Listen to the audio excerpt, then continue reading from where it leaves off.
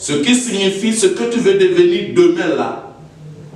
Tu es une graine de tes ancêtres qui est tombée par terre, qui est devenue un arbre aujourd'hui. Donc, je ne veux pas investir quelqu'un de 36 ans, mais je veux investir quelqu'un qui a déjà fait 3000 ans, 4000 ans d'hier, qui est revenu pour la continuité de sa mission. Nous revenons chez celle qui va être investie. Quel est le sentiment que tu ressens? Comment tu vis la chose?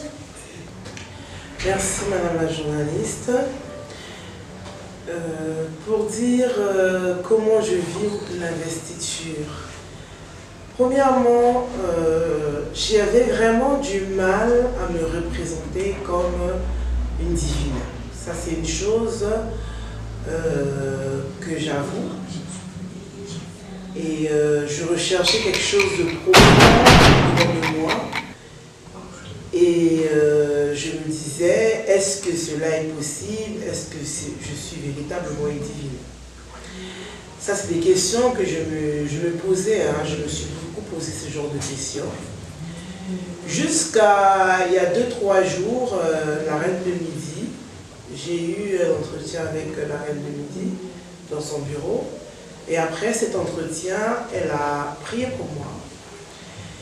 Et après cette prière, je constate durant ces 2-3 jours dans mon esprit, alors que c'est quelque chose que durant toutes mes années, je n'ai pas ressenti, et je lui ai même fait part de cela, que ce que je vois, ce que je ressens au-delà de moi, c'est, avec l'humilité, je veux le dire, hein, j'emploie les mots humbles, que ce que je ressens au-dedans de moi, c'est comme si je peux délivrer l'Afrique. Ça, c'est avec les mots humbles. Mais avec l'assurance qui est au-dedans de moi,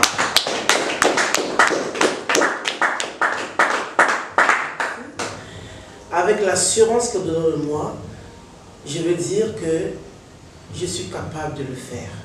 Alors, quand on parle de l'investiture, on parle de quelqu'un qui est ici avec ses 2 pieds sur terre, mais il voit 10 ans, 20 ans, 30 ans, 40 ans à venir.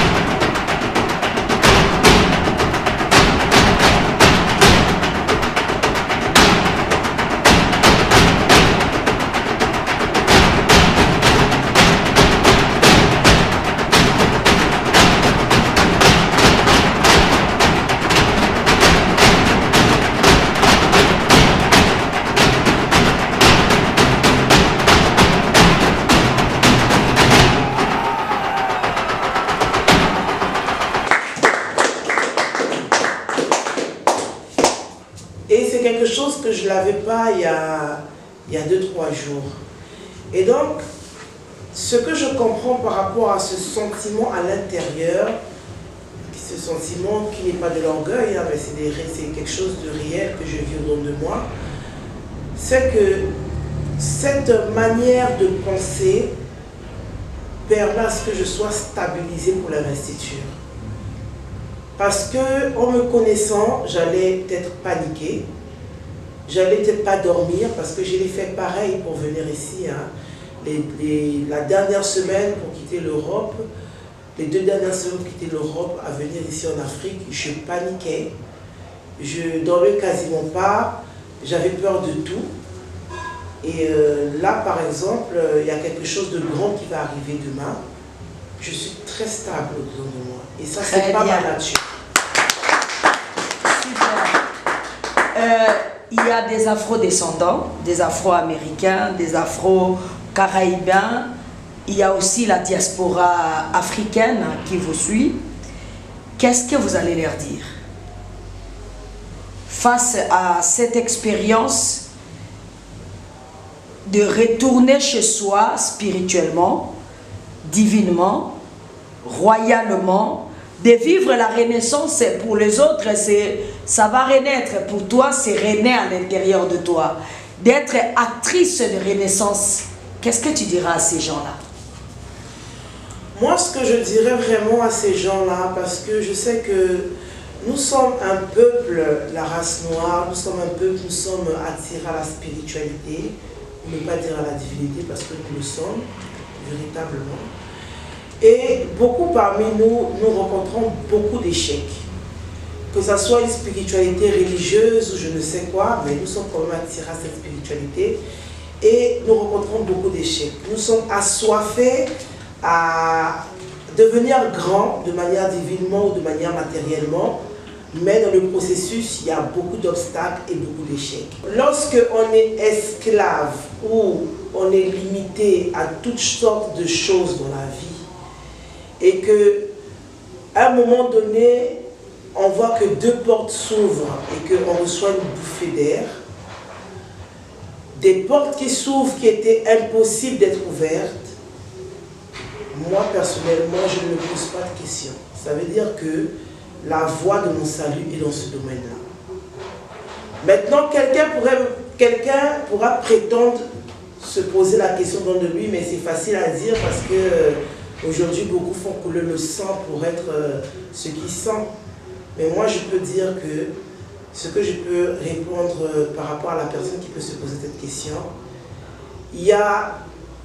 ça existe, une élévation sans couler le sang. Mais cette élévation commence d'abord par reconnaître ses origines en étant libre à l'intérieur de soi et en étant vrai.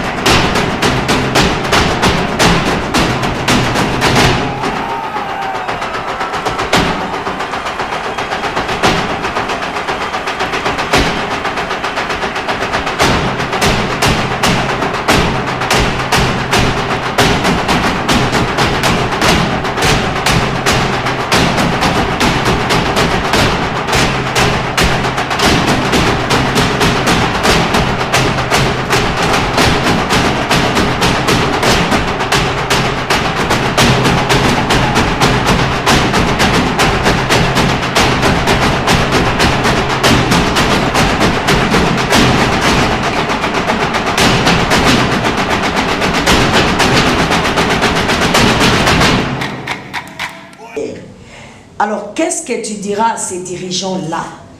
Parce qu'il y a des dirigeants comme toi qui reçoivent aussi des révélations comme tu as reçu. Je suis pharaon, je suis descendant des divinités égyptiennes. Mais ils n'ont pas eu le courage de rentrer. Tu vois? Et ils sont en train de se torturer. D'autres, ils ont même le courage de suivre la reine des Midi, de suivre d'autres dispensateurs panafricains. Mais ils n'ont pas la force de dire, ouais, puisque je suis pharaon, j'accepte que je sois couronné et que je sois intronisé pour que je recommence ma vie pharaonique. Qu'est-ce que tu dirais à ces dirigeants-là? Regardez-le devant la caméra et dites-leur ce que tu as dit. Merci pour la question, madame la journaliste. Ce que je pourrais dire à tous les dirigeants de l'Afrique ou encore les dirigeants de la panafricanité, parce qu'ils sont dans le monde entier, c'est que on est mieux chez soi. On est extrêmement mieux chez soi. C'est dommage parce qu'aujourd'hui, l'Afrique est une maison sans toit, sans couverture.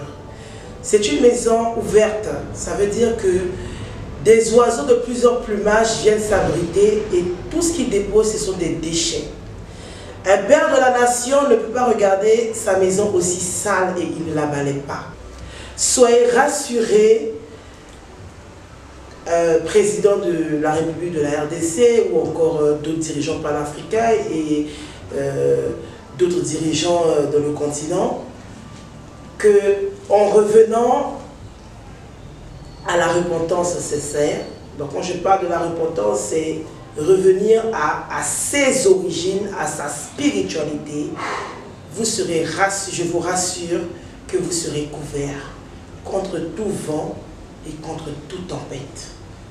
Mais faites le premier pas, vous ne serez pas déçus, parce que le meilleur est dans sa propre maison. Et qu'est-ce que vous direz aux dirigeants religieux? Les dirigeants religieux qui étaient des dirigeants comme toi, qui sont des dirigeants comme toi, mais qui sont encore dans cette prison occidentale. Vous étiez dirigeant, vous avez écouté la chose et vous avez tourné, vous avez accepté de rentrer chez vous. Qu'est-ce que vous direz à ces dirigeants religieux? Ce que je pourrais dire aux dirigeants religieux, c'est que chacun puisse ouvrir son cœur et mieux lire les Écritures et avoir l'humilité d'écouter les autres. Parce que la connaissance enfle, mais la particularité de l'amour, c'est que l'amour édifie. Et ça, grand nombre de dirigeants religieux n'ont pas. Ils n'ont pas cet amour et cette humilité de prêter l'oreille à celui ou celle qui connaît plus qu'eux pour les apporter le renouveau ou encore mieux, une connaissance qu'ils n'ont pas.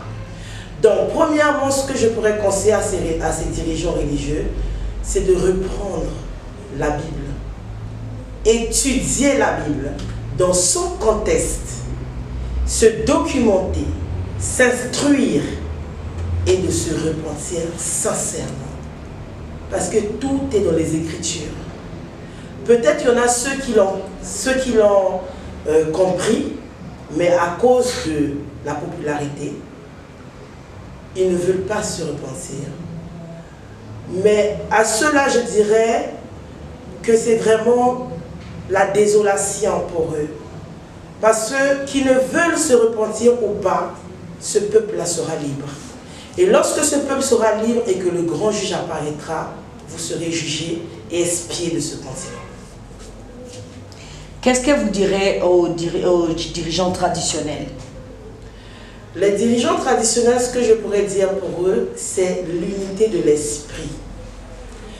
Et qui doivent exercer, pas par ordre dispersé, et qui doivent accepter, donc pas par ordre dispersé, et qui doivent accepter de pouvoir refaire un lien avec l'État. C'est vrai que ce n'est pas une chose facile, mais lorsque l'ensemble, ça veut dire que lorsqu'il y a plusieurs qui se réunissent et qui se lèvent pour militer pour une seule cause, on peut y gagner. Parce que ce peuple-là a besoin de vous. Vous êtes les descendants de nos pères. L'héritage, comme je peux le dire, Le don qui est donné au niveau de l'héritage, on ne le ôte pas du jour au lendemain. Le don peut se corrompre parce qu'on a mis ou on a détourné des principes. Hein. Mais cependant, lorsqu'on revient véritablement, on se repent véritablement au principe qui a été dit premièrement, ordonnancé premièrement par les pères, le don se manifeste. Donc vous êtes des héritiers de nos pères. C'est vous qui gardez nos terres. Je veux dire, c'est vous qui gardez le patrimoine de nos ancêtres valeureux. Vous avez le sang de la royauté. Vous avez le sang de la prêtrise ou du sacerdoce. Donc, si vous vous mettez ensemble l'unité et que vous avez l'amour véritablement pour que ce peuple-là puisse reprendre possession de leurs terres, puisse reprendre des forces au niveau de la tradition que nous avons tous perdue, et que vous cherchez à militer pour que vous soyez en accord avec l'État, le continent africain ne sera plus le même. Donc vous avez vraiment une grande responsabilité entre vos mains, et je vous appelle vraiment à vous concerter, à être un et à vous mobiliser, à refaire cette connexion avec l'État pour que le peuple se relève, il y ait la renaissance et le renouveau du continent. Très bien. Pour finir, qu'est-ce que vous aurez dit à Joséphine Makumbu, Priscilla Okombi Yoka, qui va maintenant disparaître et laisser la place à Bokolianga, Alia, qui va amener Alia Maketaton première, qui va s'asseoir sur le trône des Riramat première pour être la reine divine des Kama. Qu'est-ce que tu diras à cette femme-là? Pour être honnête, je dirais à cette femme, elle a fait son temps. Elle a fait son temps avec beaucoup de lamentations, avec beaucoup d'hérésie, avec beaucoup de plaintes. Et à la fin de son temps, elle n'a pas accompli ce qu'elle devait accomplir sur la terre. Aujourd'hui, le ressenti que j'ai en étant Maketaton première, c'est que je suis venue accomplir une mission. Et la mission, je vais la faire. Donc, quel est le conseil que tu vas donner à cette femme-là? De disparaître totalement. Elle n'a pas apporté le salut aux humains. D'accord. Elle a essayé de le faire, mais elle n'a pas sorti les humains. Donc, elle n'a pas fini cette mission. Donc, elle est inutile sur la terre.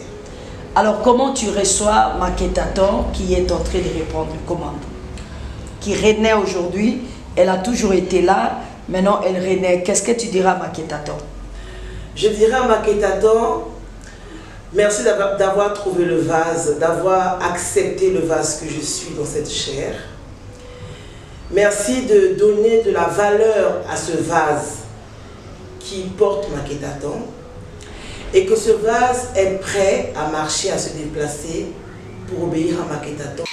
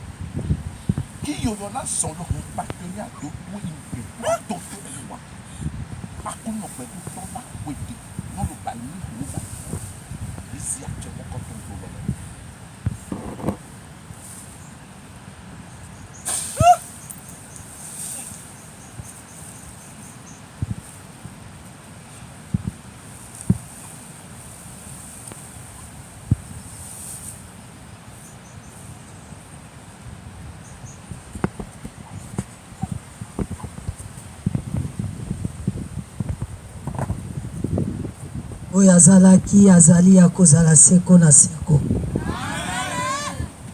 Ba mama tata ya batata okozala seko na seko. Liboso ya moi ya bosembo. Bosembo na yo ya. Bosembo na yo elonga. Bosembo na yo konza. Ozalisami na yo zalisama. Nyonso ya malamu bokundaka na mabele oyo. Oyo emonana te, yebana te, yokana te, simbama te, salema te, emonana te, emonana. Oyo atangaka mitema milimo mayele makanisi ya bato. Oyebi lobi ya moto, oyebi lelo ya moto, oyebi lobi elekaki. Yo yebi motema ya nzoto oyo etelemi liboso na ngai. Na bengi bozalisami ya ana mongo mama ya bamama. Na bengi bozalisami ana osanjo mama ya bamama. Na bengi bozalisami na yo ya reine de midi, l'authentique véritable reine de Shabbat. Mama ya bamama yaka kozala oyo yozali. Yonga. Na nzoto oyo kozalisama na yo monana. Makasi na yo longisa mwana oyo. Makasi na yo pambola mwana oyo. Makasi na yo kokisa mwana oyo. Oyo zangaka na nzoto oyo kokisama na maloba na ngai. Oyo kokaka te kokisama na maloba na ngai. Ya malamu, ya makasi, ya mayele, ya botosi, ya bozalisami, ya intingia, pe ya kolongisama. Kotalonga. Kotalonga, kotalonga, kotalonga, kotalonga, kotalonga, salandengo salaka, salandengo kokisaka, ya mayele, ya kozalisama, na bolongi na yo, mama ya ba mama, longa, pe kokisa, guya na yo monana. Hallelujah. Mokolo moko te, yo vandisaki, bonza. Mokolo moko te ovandisaki bonzambe sanke ovandisa bonganga yango wana pusana awa yaka na kozalisama na yo yaka na bokonzi na yo yaka yo yebi mosika to uti na likambo oyo na nzoto oyo oyebi motema milimo mayele makanisi ya bato oyebi lobi elekaki lobi ezali oyo koya pe oyo ya lelo bosolo na yo etangaka profondeur ya motema ya moto nde tanga pepe sa nzoto oyo lipambo likouta na motema na molimo mayele makanisi na ngai epambola mapo ete vandisa bonganga na yo epambola mapo ete vandisa bokonzi na yo mama ya bamama Reramate boko sekolika moizala oyo yozali zala oyo yozalaki zala oyo yokozala zala oyo yokoya bwete mokolo moko te zambrazakala ya makula yemrazota la masakula yakimana ya masukole ya bazotelebeza imando kakasukala ya bajuri ya zika mando yango na bele livo mozalisi malamu shu yaka shu yaka su yaka su yaka yaka yozala babengaki yo yasuwa yasuwa yasuwa yasuwa oyo azalisa ngai oyo alobela ngai oyo abongola motema molimo mayele makanisi na ngai oyo abongola bisaleli mpe bisale esalele na ngai yaka kokota na nzoto oyo po ete osala mosala ya sika yaka kolata nzoto oyo po ete okokisa oyo olobaki okosala mai ya bosembo oyo ekolakisa bakoti ekolakisa banganga ekolakisa basantu ekolakisa banzambe nzela ya kotambola ekolakisa banzambe nzela ya kolobela mai ya bosolo mai ya bomoi mai ya bomoi mai ya bomoi mai ya bomoi oyo ekolakisa banganga banzambe basantu bakonzi nzela ya bomoi po ete bato balela lisusu te zala oyo ozali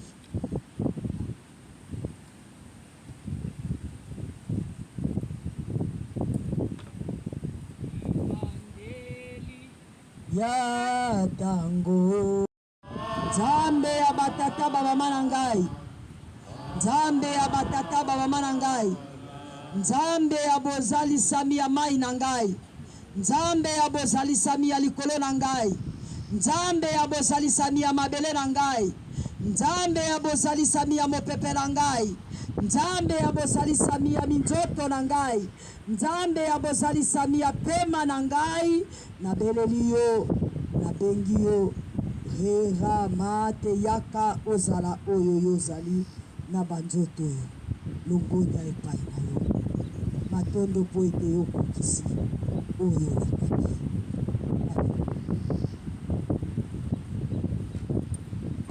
Sima ya mwa mikolo, déception ya moto toujours au rendez-vous.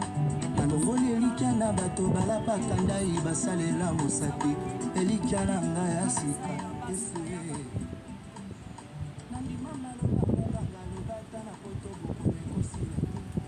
Ngaba ekoli nzoto kasi mokolo nzoto mopesi na pema.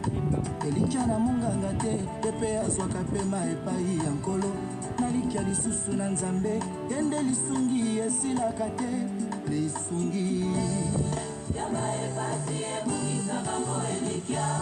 Yango mona koko kisamba ya bilaka na nzambe. Elikia na kaya sika. Ngai nalikia lisusu. Azana bisika ye alike. Wesalaka makasi ya moto. Ezande bisika ye azolika. Yonde likia na ngai ya sika. Yonde tina ya kozala na ngai. Nataka yanga motema nabaye basala bakombo awana se. Sima ya mwami. Adubini na ngape koti mobulu. Naluki bisika na chalo. Zoka solution ezana moto te. Elikia moi ya sika.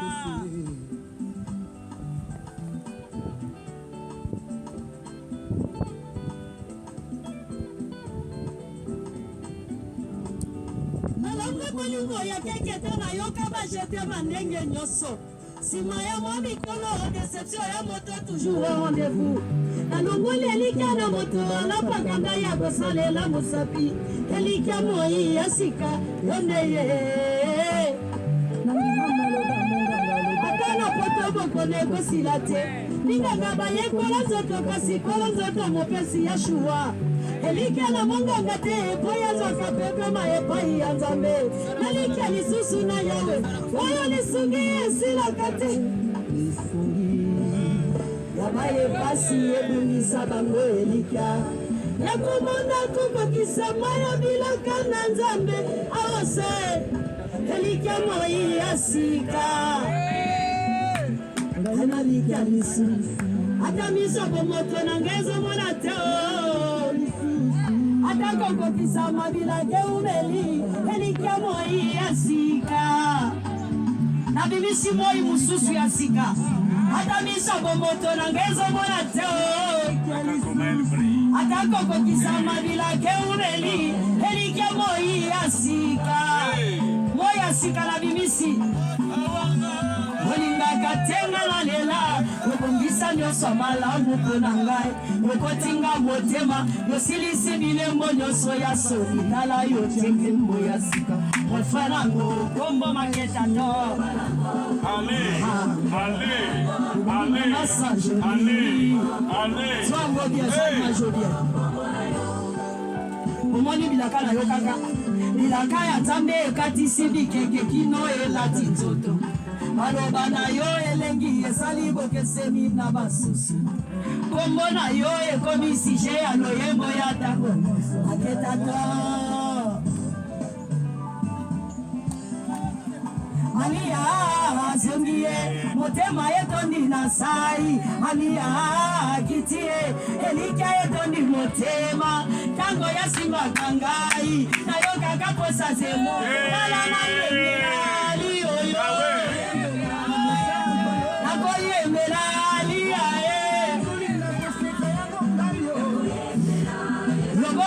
Pizali na koseka yango ngayo Ngai na melite kasi na lango na posa koyemba Na develope makasi na ngai ya koyembela yo Bebe mwana mama yembi na dingi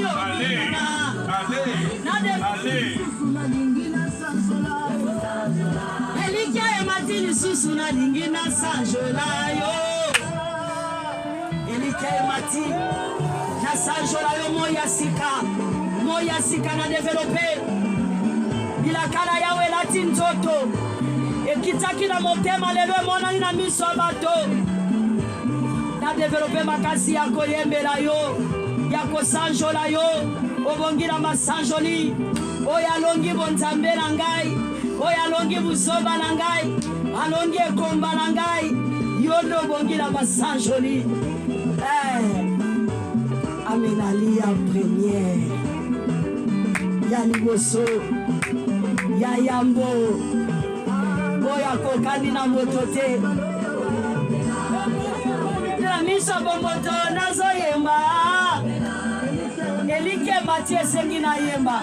Ata na moni te na miso bomboto. Nazo yemba po salele moya komona lobi. Ele ba komona lobi Afrika sika. Ele ba komona Afrika ma.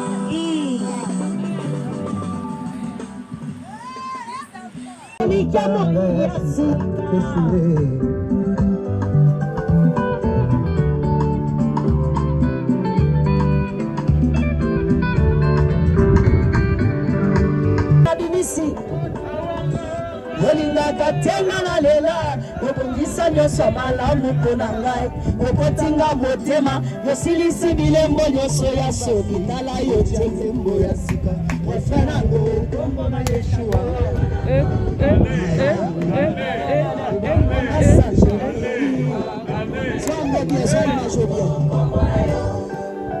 omoni bilaka na yo kaka bilaka ya Nzambe ekatisi bikeke kino elati nzoto maloba na yo elengi esali bokeseni na basusu kombo na yo ekomi sije ya loyembo ya ntango maketa to alia olingaka te na silika kanda na ngai ebongisaka eloko te kanda na ngai ebebisaka nyonso passage maya miso na ngai ebebisaka nyonso passage yokokisa nyonso malamu mpona ngai yokotinga motema yosilisi bilembo nyonso ya soni tala yo tie nzembo ya sika refrain nango kombo alia alia kitiawa motema etondi na sai alia yozongi kongo molike ebati motema tango yokota kimboko yo na yoka kiposa se moko pona kozongisa Afrika ma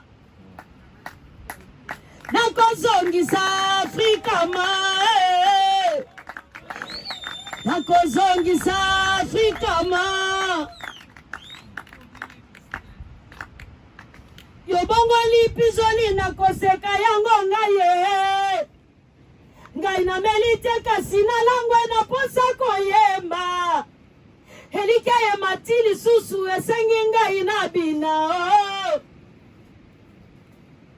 na koyembela yawoyo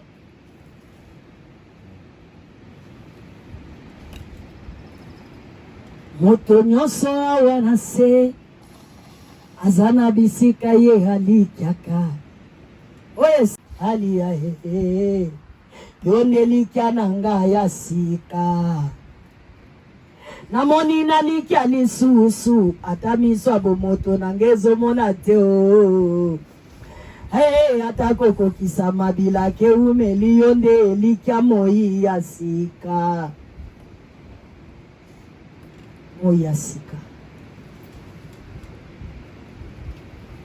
omoni esika na vandi awa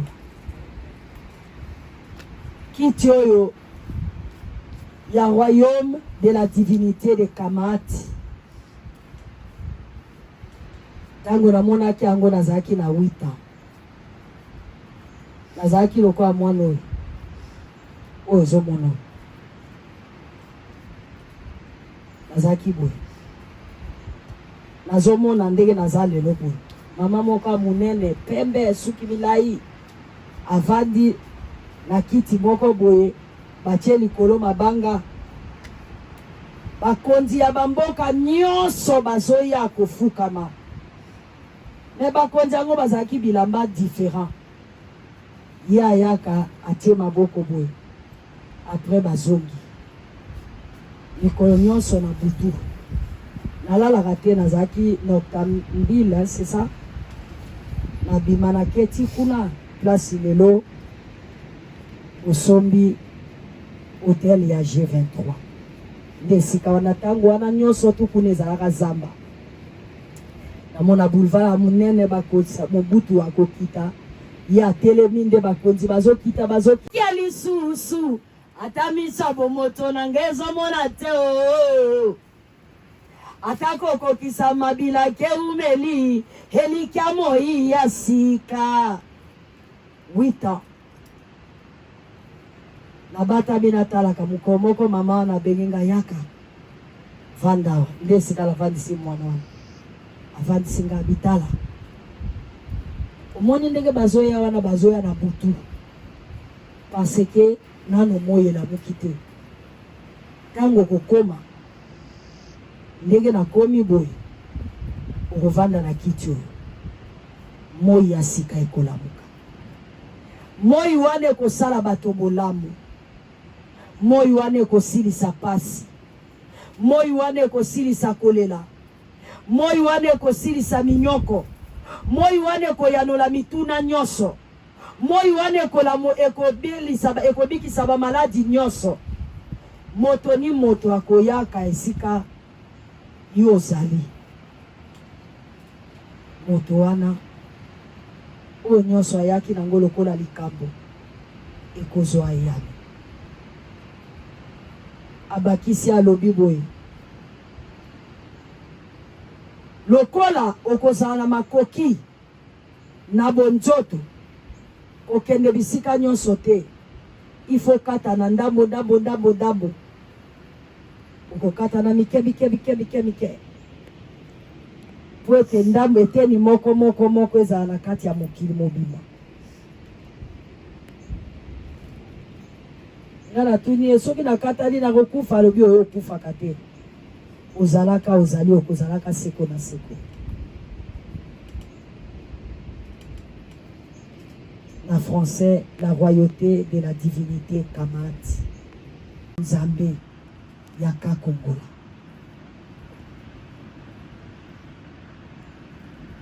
Kiti oyo osepeli nango. Omoni kiti oyo bakofinga yo zazoba. Olozala pasteur. Okomi kolukoza la reine. Ba reine bazalaka te. Royaume ese kufa. Tokoma na république, tokoma na démocratie. Yo lingi susozo kisa royauté, kiti okombo nango kofinga, ondimi kofinga ma. Kiti okombo nango kocholama. Ondimi kocholama. Na moto ya kwa kochola yote akochola yo. Kiti okombo nango trahison. Ondimi trahison. Bao bagolia na yo mesa moko. Kaka bango moto bako trahir yo. Kiti oyo kombo nango trahison. Ndimi yango. Kiti oyo kombo nango kofingama. Nao ya yebi yote akofinga yo. Ondimi kofingama. Awa yo ndimi. Kiti oyo etumba nango ezali ovandisa bokonzi ya bonzambe na mabele oyo ya Afrika. Kiti oyo ezali na moto mabe moko te akoki kokweyisa yango. Moto nyonso ya mabe akokweyaka liboso ya kiti oyo. Oyebi yango? Ondimi bato mabe bakoya liboso ya kiti oyo. Okosimba yo telemisa ye te. Pasire soko ovandi libela ote lokola moto akwei na telema na ona kende kotelemisa ye te. Soka akwei po aza mabe. Otelema te. Bakolokoteka bakekuta. Na kiti oyo batelemaka te. Soko ovandi libela. Ondimi yango? Kiti oyo eza kozongisa bosembo Tu ne prendras pas coupable pour innocent, encore moins innocent pour coupable. On dit mais qui tu es? Kitu oyo kobenga bato na mokili mobimba oyo bayeba yo te bakolota yo na bandoto bakomona yo na bavision bakomona yo na barevelation pe bakoya kofuka maliboso ya kiti oyo yo ndimi yango kiti oyo ekotikala na bana ya bana na yo bikeke na bikeke ondimi yango okoyebisa bana noke kiti etikala kapamba te eza lokola na lingomba te balobi j'ai vu le trône était vide te awa trône ezalaka vide te savanda ondimi kovandisa mwana awa nsima na yo kiti oyo okoyoka kaka oyo asalaka mabele bayokaka mobali te na kiti oyo bayokaka mokeli ya mabele bayokaka mokeli ya mopepe bayokaka mokeli ya moi bayokaka mokeli ya mai bayokaka mokeli ya bato pe mokeli ya bato alobaka na nzela ya bato akoki koloba na nzela ya mobali na yo akoloba na nzela ya mwana moke akoloba na nzela ya banyama akoki koloba na nzela ya n'importe qui yo lokola oza moto akoloba noka na nzela ya moto ondimi koyoka moto kiti oyo ekopesa yo mayele ya koyeba ke oyo nzambe moto azoloba oyo eza mobali na ngai okoyeba kodistingue yango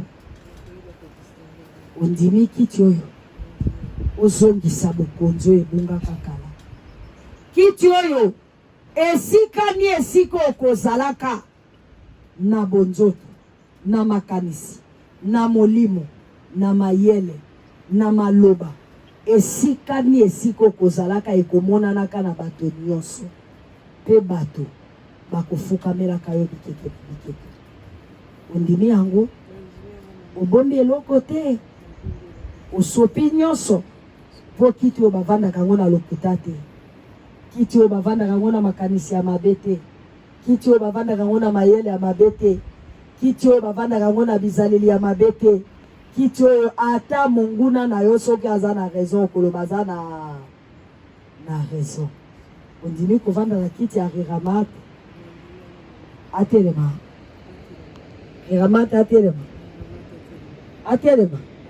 yo kovanda bato bozali kuna boyoki alobi Reramate atelema boyoki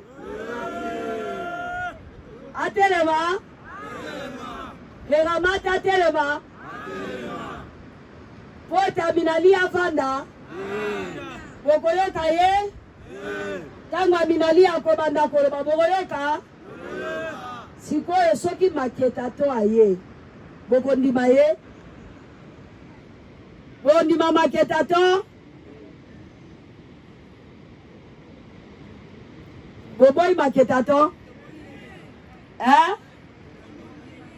bondima ye bondima maketa to bondima maketa to tango akoya bokoyamba ye sikoyo maketa to aminalia première alobi Reramate telema kende na yo kopema nga na kosala okosala kindo memer kama okosala emergence ya mabele oyo olati na matoi oyo oyokaki na matoi na nga nde okoyebisa baindo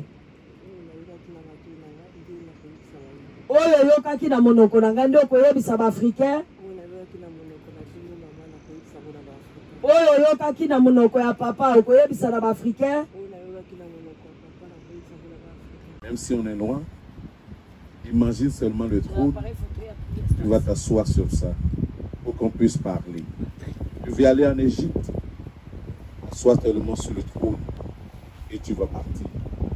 Ce trône, si tu es pur dans ton cœur, innocent dans tes faits, ce trône, tu le vois physiquement, mais il est encore plus puissant spirituellement que physiquement. Et c'est l'héritage que je te donne en tant que le grand roi Arwanga Ier, que ce trône va partir avec toi. C'est ce que je te donne comme bénédiction. Amen. Bangai Natelema Aminalia première Apusana Gosumangai Onatelema Aminalia première Aminalia première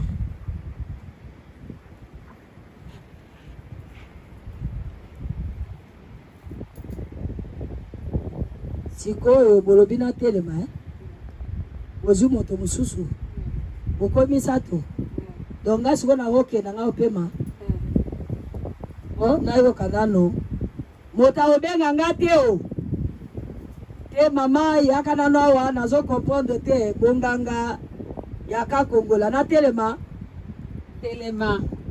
okobenga ngasute ay mama zapeka mama soki pe yindi na bengi o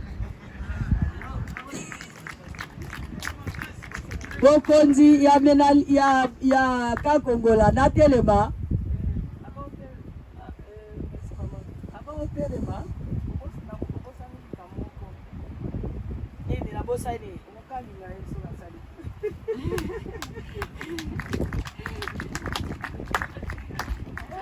nasina yebisaki na nzembo kolinga katenga na lela nasina yebisaki na wala.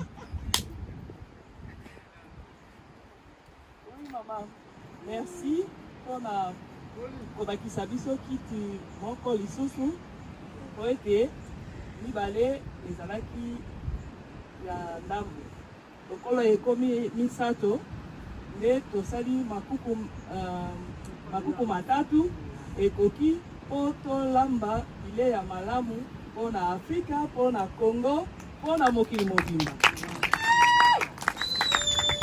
Merci beaucoup balobi Aminali alobi akoki alobi sukoyo rerama tetelema biso tokomi kobanda musu atelemi na mosala akomi okende komata amata 25 pays 25 1, 2, 3, 25 l'Afrique. Otenga na Congolais, makama Togo etalinga te. Otenga na za Ghanéen, makamo ya Togo etalinga te. Est-ce que okokene 25 ti tokoma na 54 oyo kiti okombo nango Emer Kamati tokene okay 1 2 3 telema nano zwa photo okaki yango ka lisoloti okaki yango ka kombo kindo memer kama sikoyo bomoni yango elati nzoto tia liboso kuna liboso bapesaka toni bokongo te boye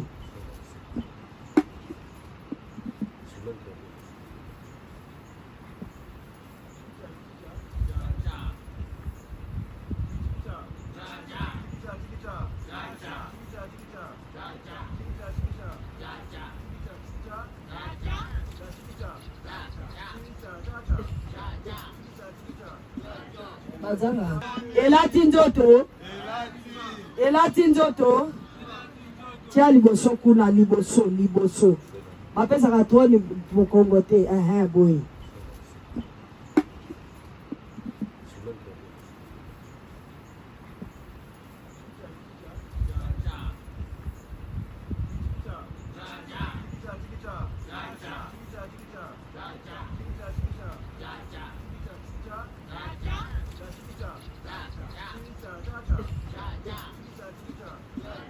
bazanga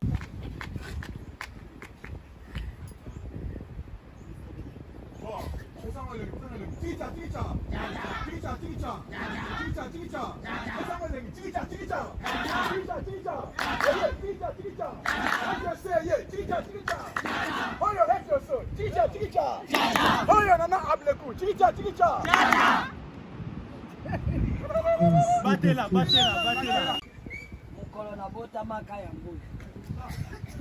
Mai ya liboso bakoko na ngai bamelaka yango ti lelo eleka te esila te ekufa te ekaukaka te ye wana azoleka liboso na yo elakisi nini makambo ya bokonzo ebandaka ekufa te esila te elekaka yango bonganga oyo elobamaka elekaka esila te elekaka yango oyo omonaka ngai mama abangaka te mama alembaka te yango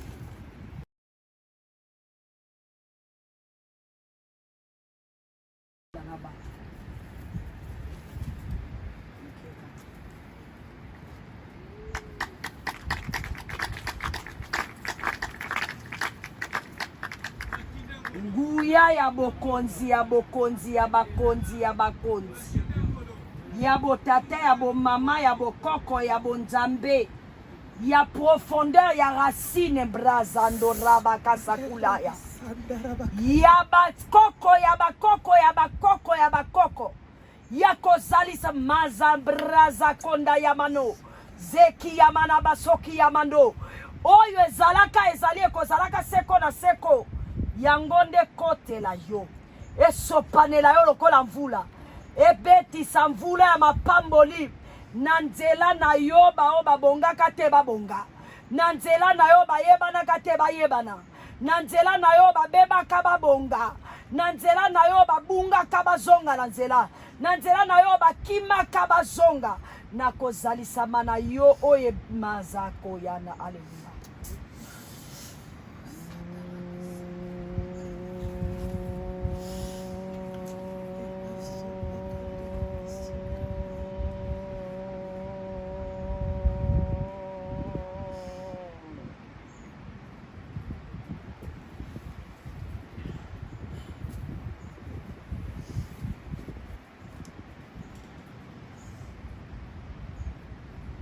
Stabilité émotionnelle, stabilité mentale, stabilité.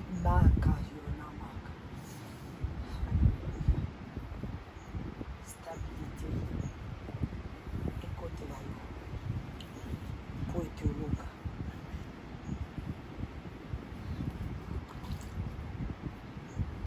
Mai oyo okopesa na bao nyonso bakondimela yo. Oyo bakondimela yo kobanda mobali bana bakoko bana ya bana na yo quel que soit likambo ekangamaka na vie ya moto wana tango ya kotushe mayo ata guti ya pamba likambo wana ekofungwa quel que soit maladie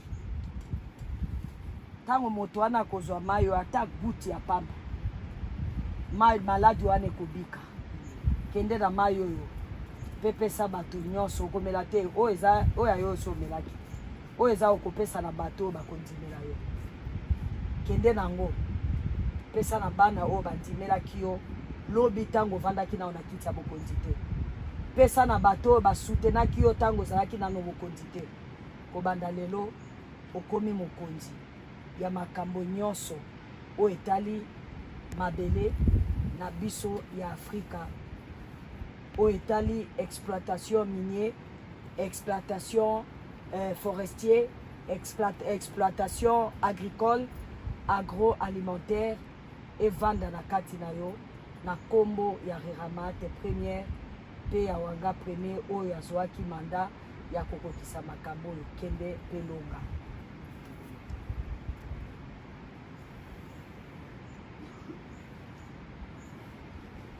Alors, est-ce que vous pouvez nous dire comment vous vous sentez à ce moment? C'est une journée ensoleillée, vous voyez le grand soleil. Je suis devant le fleuve le plus puissant du monde qu'on appelle le fleuve Congo. Et j'ai les deux pays. J'ai Congo-Brazzaville et là je suis sur la terre du Congo RDC.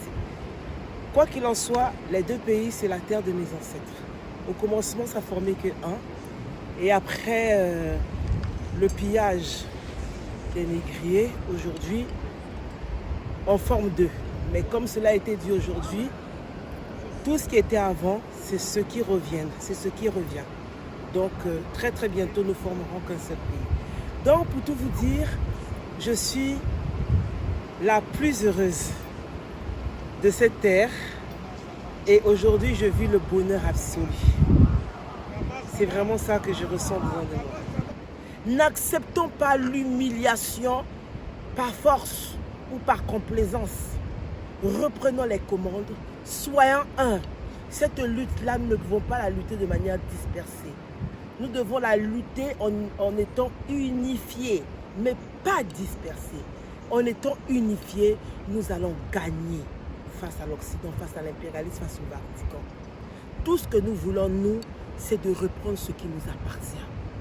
Et c'est un droit légal devant le Créateur, l'absolu suprême. C'est un droit légal de reprendre ce qui nous appartient pour sortir de l'humiliation que nous sommes en train de vivre. Donc, partout où vous êtes, soyons un. Cette lutte n'appartient pas à une seule personne, mais ça appartient à tout un peuple. Et c'est ainsi que nous pourrons vaincre. Merci beaucoup, c'est très profond. Nous vous disons ciao. Ces titres aussi honorables, aussi valeureux. Je suis Yeshaya Congo, Méritaton première, Aminalia première, reine du royaume messianique Chama. Je suis très contente aujourd'hui parce que d'assister à l'investiture de ma sœur, encore une Aminalia première qui vient de s'ajouter. Et nous sommes 3 maintenant. Et tout ce qu'on attendait, afin que les femmes commencent à fonctionner dans ces pays.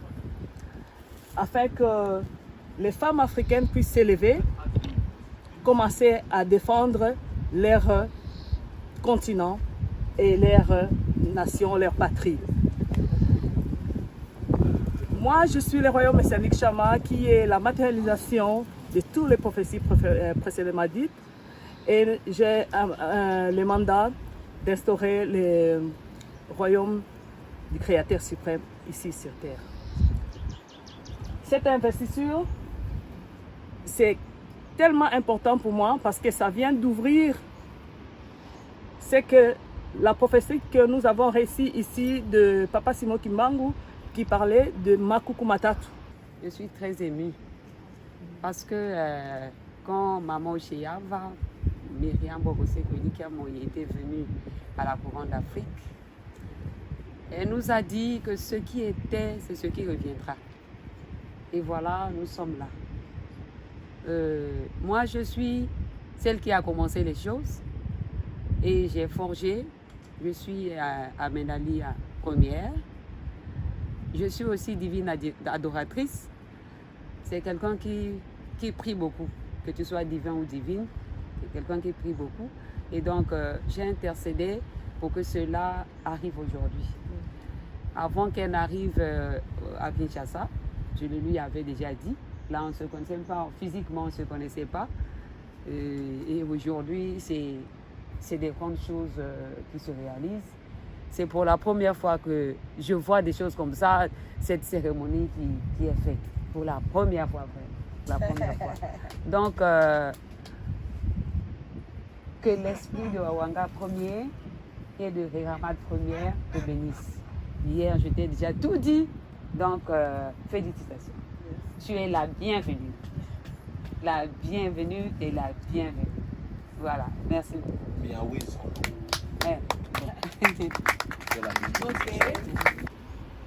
Et jusque-là, on était 2. Et la troisième qui vient de s'ajouter, qui fait le Makuku Matatu, qui va commencer à cuire la marmite que l'Afrique attendait, qui doit commencer ici dans l'Afrique centrale, dans le Congo, où la marmite que tout le monde attendait. Et voilà, aujourd'hui, c'est un jour prophétique qui vient de se réaliser, la matérialisation de cette prophétie-là devant vous. Et je suis impatiente de voir la cuisson de cette marmite qui va commencer. je ne vais pas être très long aujourd'hui parce que les événements continuent. Et je voulais te dire félicitations, ma chérie. Et je t'aime beaucoup. Moi aussi, je t'aime beaucoup. T'inquiète pas, ça ne fait que commencer. Amen. Sois la bienvenue. Merci. Voilà. Merci à toi. Merci.